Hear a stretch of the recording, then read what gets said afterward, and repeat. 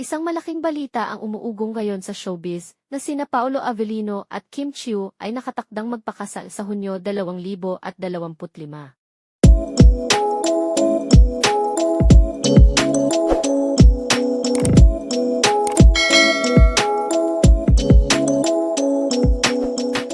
Ayon sa mga malalapit na kaibigan, matagal na raw itong pinaplano ng dalawa, ngunit sinikreto upang mapanatili ang kanilang pribadong buhay.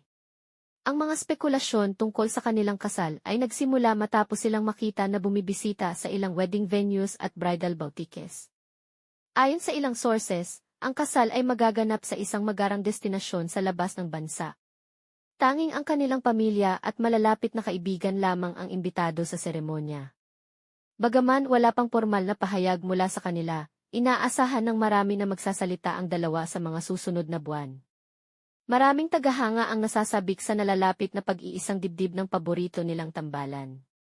Patuloy na pinag-uusapan ng publiko ang mga detalye ng kanilang kasal habang papalapit ang Hunyo 2025. Nagpaabot na rin ng pagbati ang marami sa kanilang engagement. Tila isang ingranding okasyon ang inaasahan sa pag-iisang dibdib ni Paolo at Kim. Hanggang dito na lang muna ang balita namin ngayon.